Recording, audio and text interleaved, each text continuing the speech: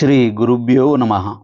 தெய்வத்தின் குரல் மூன்றாம் பகுதி 291வது தலைப்பு மாலை மாற்றம் தொடர்ச்சி. திருஞான சம்பந்தர் சாக்ஷாத் பரதேவதையின் க்ஷீரத்தை பானம் பண்ணியதால் குழந்தையாக இருந்து கொண்டே எத்தனை விதமான செய்யுள் வகை உண்டோ அத்தனையிலும் வர்ஷிக்கிறார் போல கொட்டினவர். பாலின்ட்ரோமாகவே முழு செய்யுள் செய்வதற்கு மாலை மாற்று என்று பேர். மிகவும் கஷ்டமான இந்த மாலை மாற்று வகையில் 11 இரட்டை வரி செய்யுள்களை ஞானசம்பந்தர் அனுகிரகித்திருக்கிறார். படித்தால் கண்ணை கட்டி காட்டில் விட்ட மாதிரி இருக்கும். முதல் அடி இப்படி இருக்கிறது: யாமா மானி யாமாமா யாழி காமா கானாகா கானா காமா காளியா மாமாயானி மாமாயா. கடைசியிலிருந்து திருப்பி படியுங்கள், அதுவே வரும். ஏதோ துளி அர்த்தம் பண்ணி பார்க்கலாம். முதலில் பதங்களை புரிகிறபடி பிரித்து கொள்ளலாம்.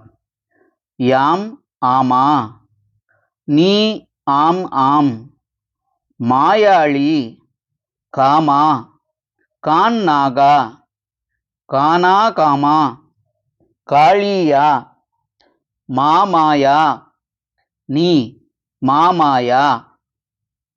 யாம் ஆமா என்றால் அற்ப மனுஷ்யர்களான எங்களால் எது பண்ணவும் முடியுமா என்று அர்த்தம்.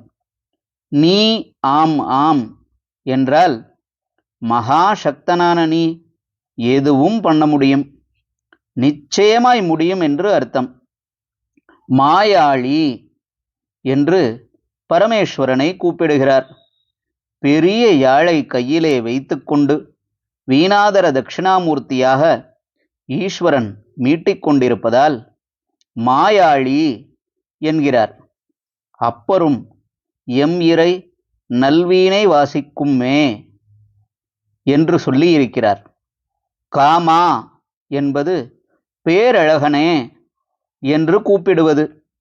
கானா கா அதாவது கான் நாகா என்றால் காணும்படி யாக நாகாபரணம் போட்டுக்கொண்டிருப்பவனே என்று அர்த்தம். கானா காமா என்றால் காமனை கண்காண முடியாதபடி எரித்து விட்டவனே. காளியா அதாவது சீர்காழியில் கோயில் கொண்டிருப்பவனே. அதுதான் சம்பந்தமூர்த்திகள் அவதாரம் பண்ணின ஸ்தலம். மாமாயா என்றால் மகாலட்சுமிபதியான மாயாஸ்வரூபமான விஷ்ணுவே என்று அர்த்தம்.